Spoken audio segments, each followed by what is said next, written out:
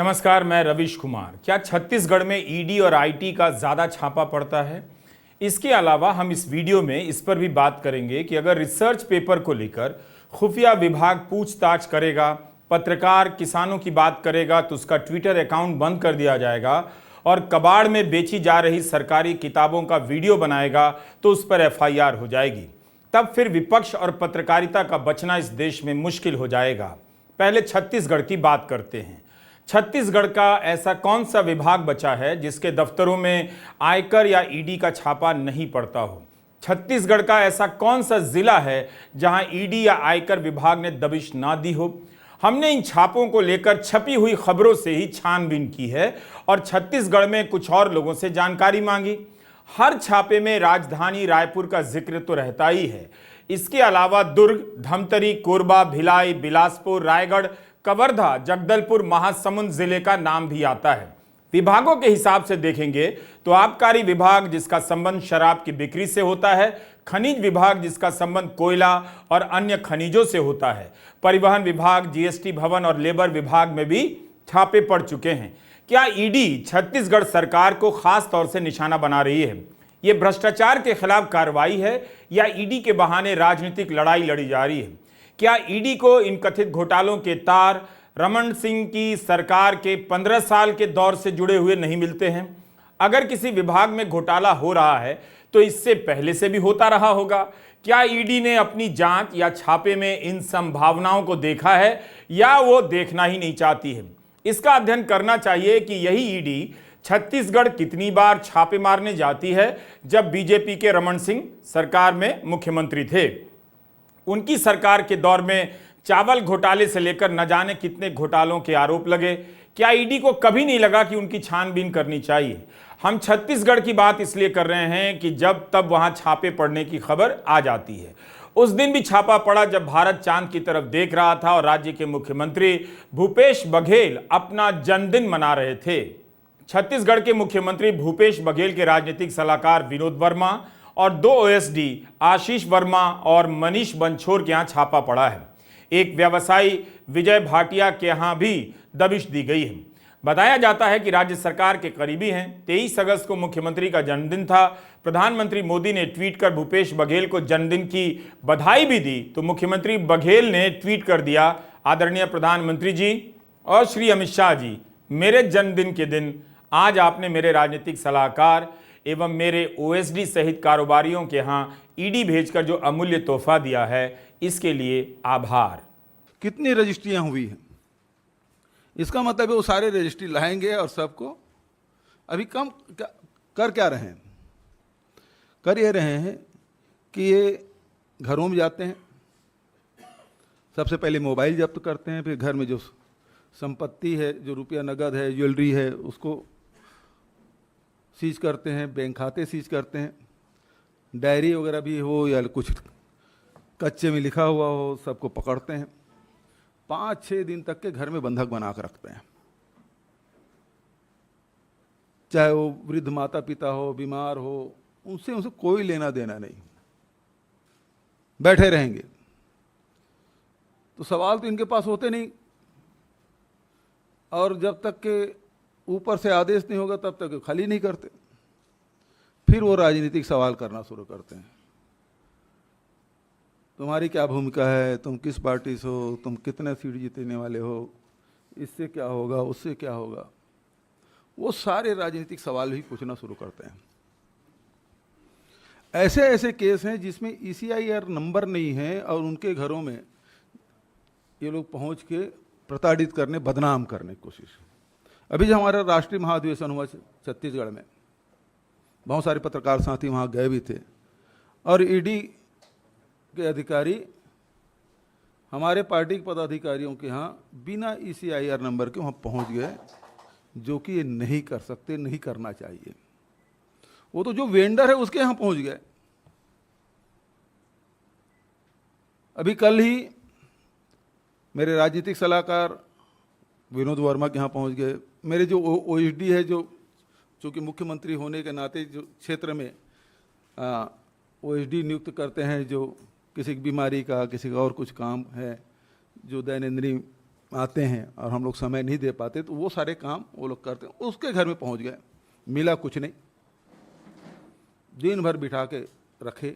इसका मतलब ये है कि अब पाटन में भारतीय जनता पार्टी प्रत्याशी नहीं लड़ेगा, बल्कि ईडी और आईटी लड़ेंगे। आमतौर से क्या होता है, लोकतंत्र में एक पार्टी दूसरी पार्टी से लड़ती है, सही है।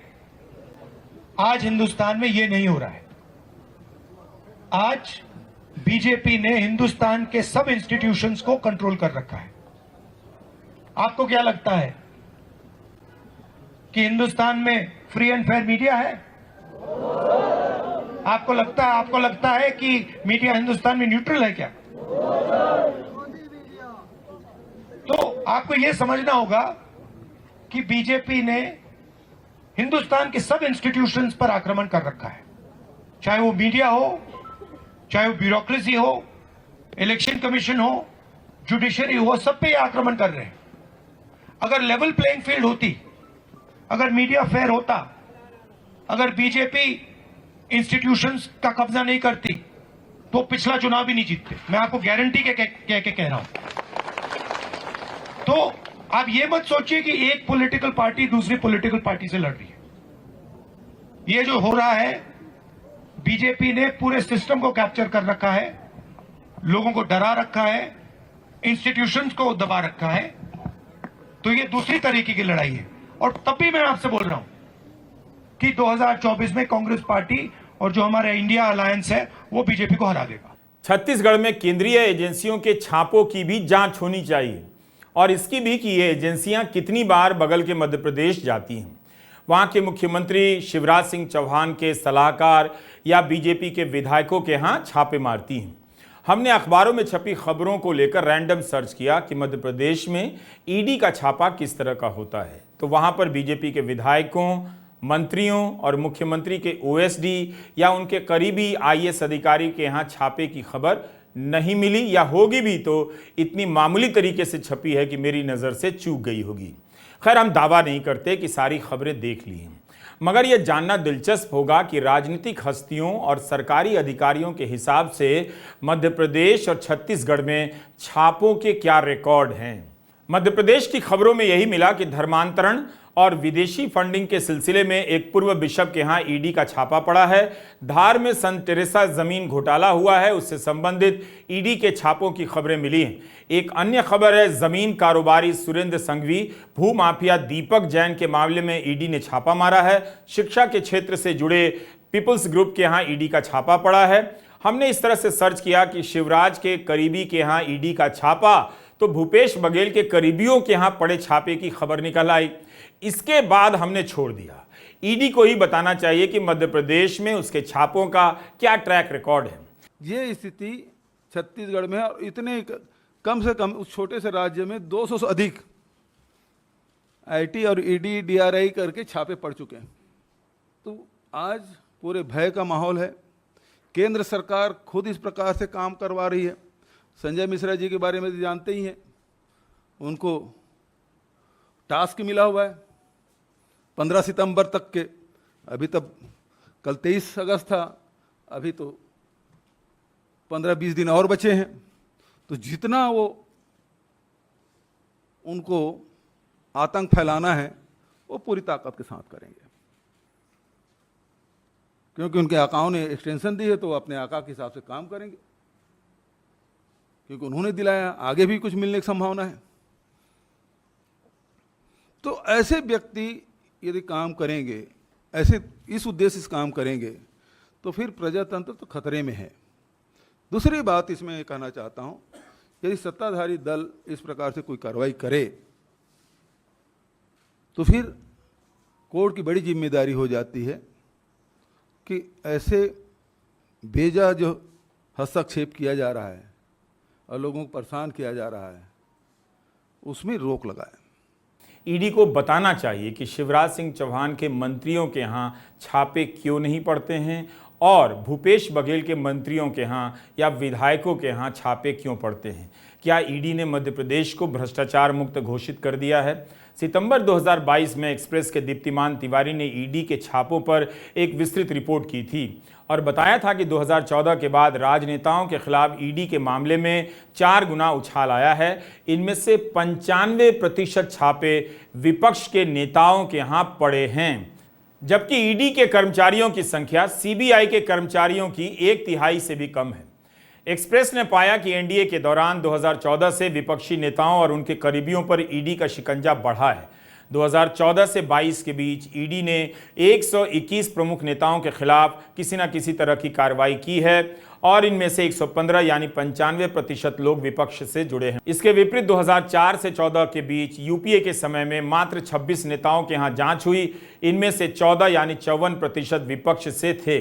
3 जुलाई 2022 को जब महाराष्ट्र में नए गठबंधन की सरकार अपने स्पीकर का चुनाव कर रही थी, तब विपक्ष खेमे से ईडी के नारे लगने लगे, ये दिखाने के लिए कि एकनाथ शिंदे ने ईडी के डर से भाजपा से हाथ मिला लिया है। अब तो वहां ईडी ने जिनके यहाँ छापे मारे हैं वे भी शिंदे सरकार में शामिल हो गए हैं। अजित पवार का नाम आप जानते हैं। राज्यसभा में विदेश राज्य मंत्री का बयान याद कीजिए, जब उन्होंने यूं ही कह दिया कि विपक्ष को चुप रहिए वरना ईडी उनके घर आ जाएगी।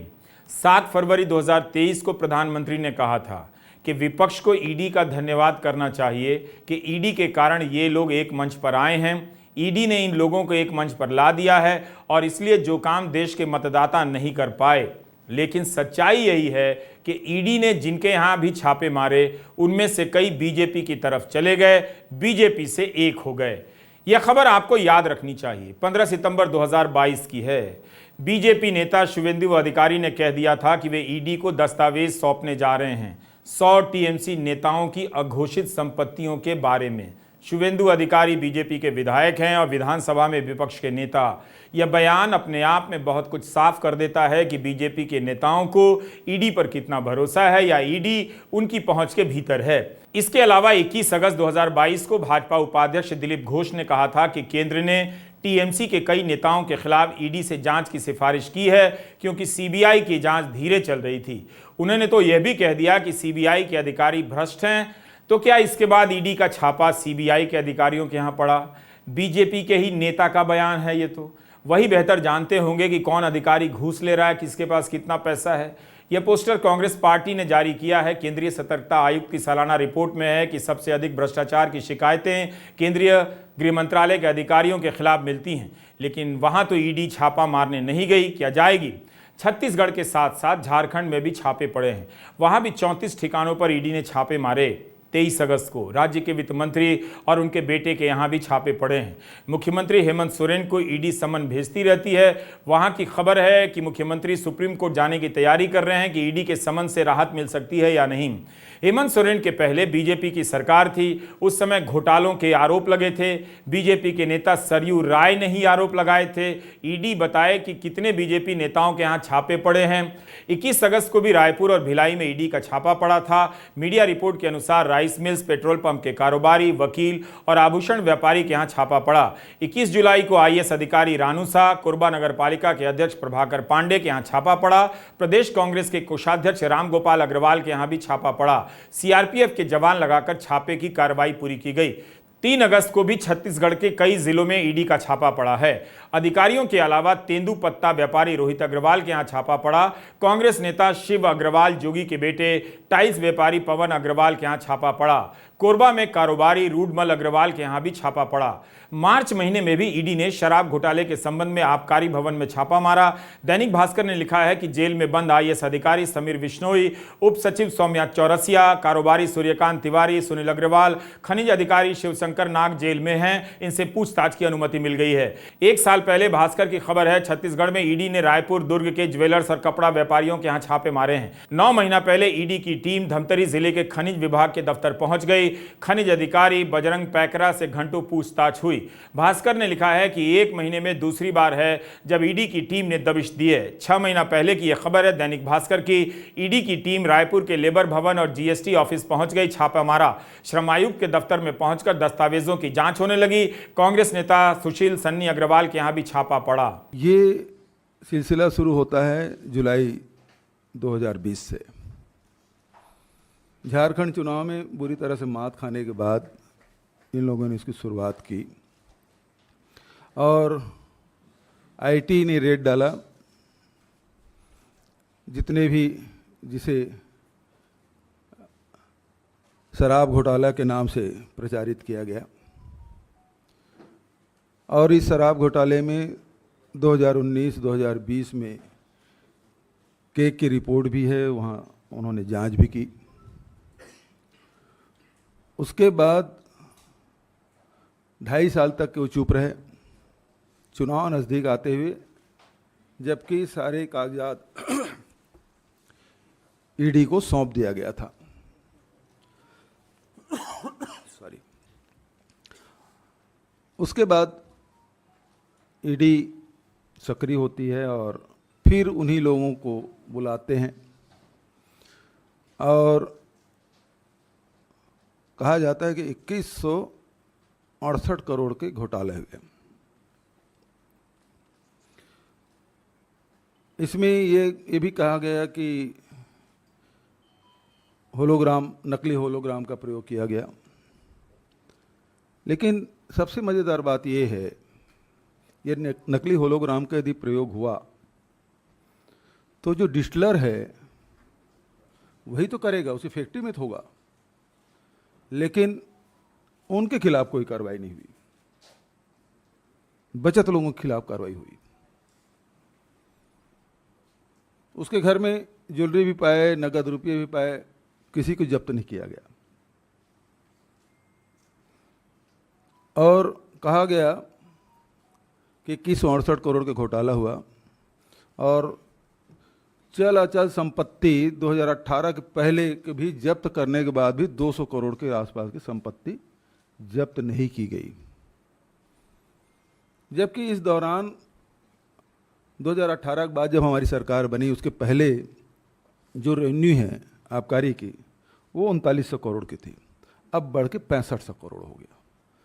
और आरोप ये लगाया ईडी के द्वारा कि राज्य के खजाने को नुकसान पहुंचाया गया, जबकि 3900 करोड़ से बढ़ के 6500 करोड़ हुआ। और आज तक के वो 2168 करोड़ में से केवल 200 करोड़ के आसपास, वो भी पैतृक संपत्ति, और 2018 से पहले अर्जित की गई आय, उसको जोड़कर भी 200 करोड़ नहीं पहुंचा। ईडी और आयकर विभाग को ही बताना चाहिए कि छत्तीसगढ़ में ऐसा कौन सा विभाग बचा है, ऐसा कौन सा जिला बचा है जहां उनके अधिकारी छापा मारने नहीं गए। हमें तो मीडिया रिपोर्ट में जीएसटी विभाग, लेबर विभाग, परिवहन विभाग, खनिज विभाग, आबकारी विभाग, नगर पालिका तक का नाम मिल गया। राजधानी रायपुर भी कब इन छापों की धमक से सहम जाती होगी पता नहीं। यहाँ के सचिवालय और जिला मुख्यालयों में काम करने वाले अधिकारी इसी आशंका में रहते होंगे कि ईडी आ रही है, कब घंटों उनके घर बंद हो जाएंगे और सारे कागजात की जांच होने लग जाएगी। इन छापों की आशंका से अफसरों की हालत क्या होती होगी वही बेहतर बता सकते हैं। छत्तीसगढ़ के 2 आईएएस अधिकारी समीर बिश्नोई, रानू साहू जेल में हैं। तत्कालीन माइनिंग सचिव पी अनबलगन के यहाँ ईडी का छापा पड़ चुका है, उनकी गिरफ्तारी नहीं हुई है। परिवहन कमिश्नर दीपांशु काबरा के यहाँ ईडी का छापा पड़ चुका है। इसके अलावा कई आईएएस और आईपीएस अधिकारी से पूछताछ हो चुकी है, छापे पड़े हैं। मुख्यमंत्री कार्यालय की उपसचिव रही सौम्या चौरसिया के यहाँ भी छापा पड़ा है। सौम्या चौरसिया राज्य स्तर की प्रशासनिक अधिकारी हैं, उनकी गिरफ्तारी हो चुकी है। एक तरफ केंद्र सरकार सुप्रीम कोर्ट को मानक प्रक्रिया भेजती है कि अधिकारियों को कोर्ट में कैसे बुलाएं, उनका नाम ना लें, उनके पहनावे पर अदालत टिप्पणी ना करे। कोर्ट ने भी कह दिया कि कुछ बातों को देखकर लगता है कोर्ट को कंट्रोल करने का इरादा लगता है। लेकिन राज्यों में, खासकर विपक्षी राज्यों में, अधिकारियों को ईडी से पूछताछ के लिए कभी भी बुला लिया जाता है, उनके यहाँ छापे पड़ जाते हैं। इसी तरह कांग्रेस पार्टी के विधायकों और पार्टी संगठनों के लोगों की भी एक सूची बन सकती है। भिलाई से विधायक देवेंद्र यादव, बैलागढ़ से विधायक चंद्रदेव राय के यहाँ छापे पड़ चुके हैं। एक और विधायक अग्नि चंद्राकर हैं, उनका भी नाम छापे के संदर्भ में मिला है। फरवरी महीने में कांग्रेस का अधिवेशन होने वाला था। इस अधिवेशन से 4 दिन पहले छत्तीसगढ़ में कांग्रेस विधायकों, नेताओं के यहाँ छापे पड़ने शुरू हो जाते हैं। कांग्रेस पार्टी के कोषाध्यक्ष राम गोपाल अग्रवाल के यहाँ छापे पड़ गए। कांग्रेस के प्रवक्ता आरपी सिंह के यहाँ छापा पड़ गया। कोयला व्यापारी और कांग्रेस नेता सूर्यकांत तिवारी के यहाँ भी छापे पड़े। सन्नी अग्रवाल, विनोद तिवारी भी कांग्रेस नेता है, इनके यहाँ भी छापा पड़ा। हमने इन छापों की खबरों में यह भी देखा कि ज्वेलर्स हैं, कोयला है और अन्य कारोबार से जुड़े व्यापारियों के यहाँ भी छापे पड़े हैं। इन छापों आरोपों के खिलाफ कांग्रेस पार्टी ने रायपुर में प्रदर्शन भी किए हैं। 200-250 की टीम जाने वाली आईटी की, वो पूरे छत्तीसगढ़ में छापा डालेगी। तो ईडी आती है तो आईटी जाती है, आईटी जाती है तो ईडी आती है। हमारे यही क्रम चल रहा है और वही काम कर रहे हैं। मार पीट के, जैसे कहते हैं ना, बंदर को बोरे में पकड़ लिया, उसे पीट रहे हैं, बोल तो कुत्ता है। तो हमारे यहाँ स्थिति ज़बरदस्ती मार पीट के लिखवा रहे हैं कि हाँ तुमने ये गलत किया है और तुमने इसको पैसा दिया है, लिखो, इस राजनेता को दिया हो, इस अधिकारी को दिया हो, इसको नाम लो। यही चल रहा है और ये बात छत्तीसगढ़ के लोग सब जान चुके हैं कि जितना ये रेट डालेंगे उसकी सीट और घटेगी। वैसे 15 सीट है, अभी तो वर्तमान में 13 ही सीट बची है और ऐसे ही करते रहेंगे तो 13 सीट भी मुश्किल होगा। कांग्रेस पार्टी कहती है कि बीजेपी उससे राजनीतिक रूप से नहीं लड़ पाती तो जांच एजेंसियों का इस्तेमाल करती है, लेकिन कांग्रेस को भी यह बताना चाहिए कि राज्य सरकार की जांच एजेंसियों ने भ्रष्टाचार के कितने मामलों की जांच की है जिनका संबंध रमन सिंह की सरकार के समय से रहा है। क्या राज्य सरकार की एजेंसियां उन घोटालों की जांच नहीं कर रही जिनके आरोप चुनावों में भूपेश बघेल ही लगाया करते थे? इसी साल अप्रैल में छत्तीसगढ़ सरकार ने अनुच्छेद 131 के तहत सुप्रीम कोर्ट में मनी लॉन्ड्रिंग एक्ट की संवैधानिक वैधता को चुनौती दी है। कोर्ट में यह याचिका स्वीकृत हो गई है। इसमें कहा गया है कि ईडी जैसी केंद्रीय जांच एजेंसियों का गलत इस्तेमाल कर गैर भाजपा राज्य सरकारों को डराया धमकाया जा रहा है और उनकी कार्यप्रणाली को बाधित किया जा रहा है। कोर्ट ने ईडी से कहा था कि 2000 करोड़ के कथित शराब घोटाले से दूर रहे। पहले सीबीआई ने आईटी ने छापा डाला, फिर ईडी घुसी, अब वो कोर्ट में एप्लीकेशन लगाए हैं कि इसमें अब सीबीआई जांच होनी चाहिए। 3-3.5 साल जांच करने के बाद सुप्रीम कोर्ट ने जांच रोक लगाने के बाद नोएडा में FIR भी होता है और उसके बाद साथ ही वो बिलासपुर हाई कोर्ट में एप्लीकेशन लगाते हैं कि इसकी सीबीआई जांच की जाए।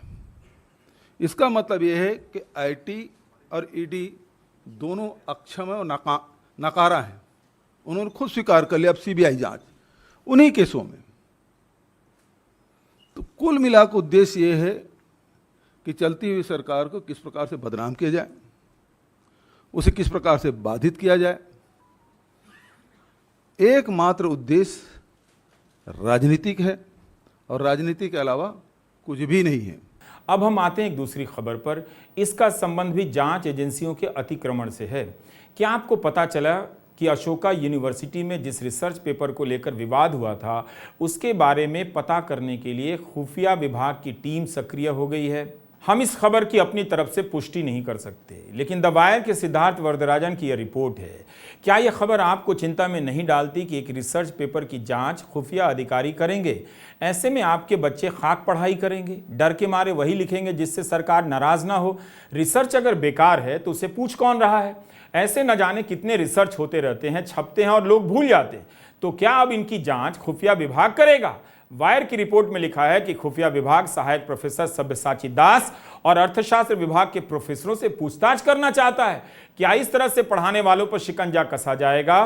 कहीं ऐसा तो नहीं कि चांद दिखाकर थाली से निवाला छीना जा रहा है? द वायर में छपी इस रिपोर्ट पर कोई प्रतिक्रिया नहीं आई है, खंडन नहीं। विपक्षी दलों ने जरूर इसे खतरनाक बताया है। इस बीच एक खबर यह भी है कि पत्रकार मनदीप पुनिया गांव सवेरा के नाम से ट्विटर हैंडल चला रहे थे, उसे बंद कर दिया गया है। गांव सवेरा का फेसबुक पेज भी बंद हो गया है। मनदीप पुनिया गांव-गांव घूमकर आम लोगों की रिपोर्टिंग करते हैं। स्थानीय स्तर पर प्रशासन को एक्सपोज करना आसान काम नहीं होता, इसमें जोखिम बहुत है। इसके बाद भी मनदीप पुनिया उन जगहों पर अपनी पत्रकारिता कर रहे थे जहां सैकड़ों रिपोर्टर वाले चैनल और अखबार अब अपने संवाददाता तक नहीं भेजते हैं। आखिर भारत सरकार ने एक स्वतंत्र पत्रकार के ट्विटर हैंडल में ऐसा क्या देख लिया कि उसे बंद करना जरूरी समझा? क्या इससे इतना बड़ा खतरा पहुंचने वाला था? गांव सवेरा के सदस्य रमनदीप मान का ट्विटर अकाउंट भी बंद हो गया है।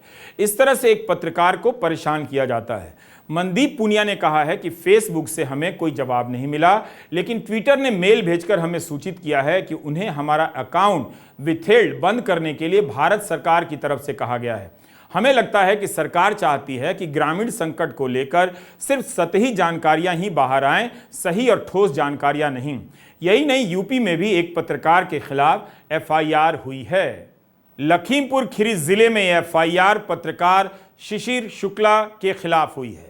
अमृत विचार के पत्रकार शिशिर शुक्ला ने एक वीडियो भेजकर अधिकारी से प्रतिक्रिया जाननी चाहिए कि गरीब बच्चों के लिए सरकार जो किताबें देती हैं उसे कबाड़ में क्यों बेचा जा रहा है, तो उन्हीं के खिलाफ एफआईआर हो गई। शिशिर शुक्ला प्रशासन की छवि बिगाड़ रहे हैं, ऐसा कहा गया है। अब इस हालत में कोई जनता की आवाज कैसे उठाएगा, यह सोचना आप जनता का काम है। उत्तर प्रदेश सरकार ने हाल ही में एक आदेश निकाला है। इस आदेश के तहत जिला प्रशासन के अधिकारियों को निर्देश दिया गया है कि राज्य या जिला प्रशासन की छवि को खराब करने वाली नेगेटिव खबरों की जांच करें और मीडिया संस्थान से जवाब मांगें कि सही है या नहीं। अभी तक होता यह था कि मीडिया संस्थान या पत्रकार प्रशासन से जवाब मांगते थे कि सही है या नहीं, अब उल्टा हो रहा है। इंडियन एक्सप्रेस के श्यामलाल यादव ने लिखा है कि आदेश मुख्यमंत्री योगी आदित्यनाथ के प्रिंसिपल सेक्रेटरी संजय प्रसाद ने जारी किया है। इस आदेश में तो तथ्यों की पुष्टि की बात लिखी है, लेकिन बरेली के पत्रकार शिशिर शुक्ला का केस पढ़कर लगता है कि अब हर खबर के बाद अधिकारियों में एफआईआर करने की होड़ मच जाएगी कि कहीं शासन यह ना पूछ दे कि इस खबर से राज्य की या जिला प्रशासन की छवि धूमिल हो रही है और आप क्या कर रहे हैं, आपने क्या किया।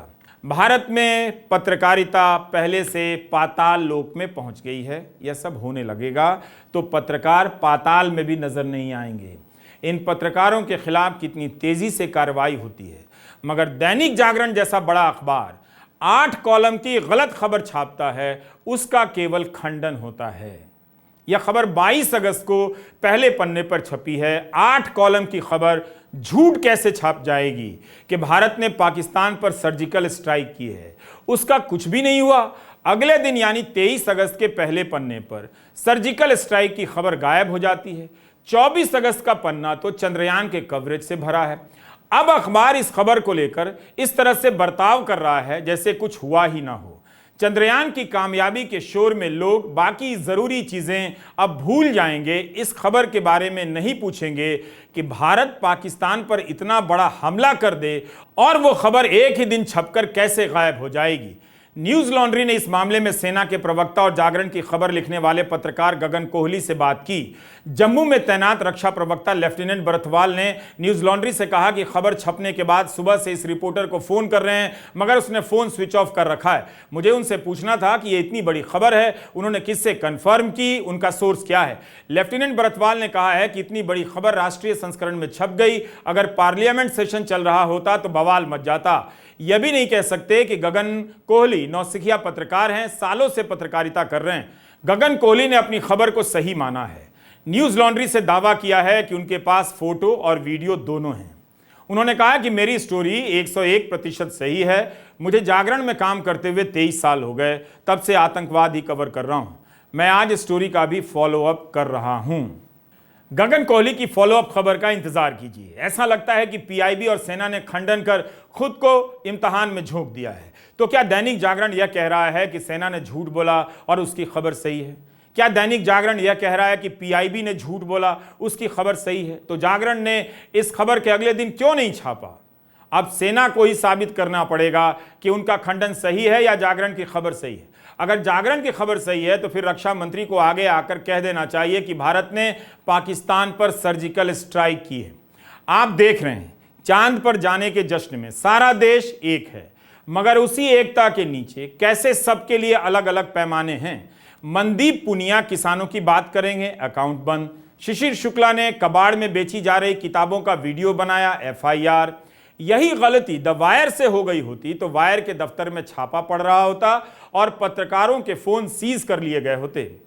एक भारत नहीं है ये, साफ साफ एक तरफा भारत दिखता है। जो सवाल करेगा उसके यहां छापा पड़ेगा, जो विपक्ष में होगा उसके यहां छापा पड़ेगा। वैसे जनता भी विपक्ष में मानी जाती है। आप अपना ध्यान रखिएगा। नमस्कार, मैं रवीश कुमार।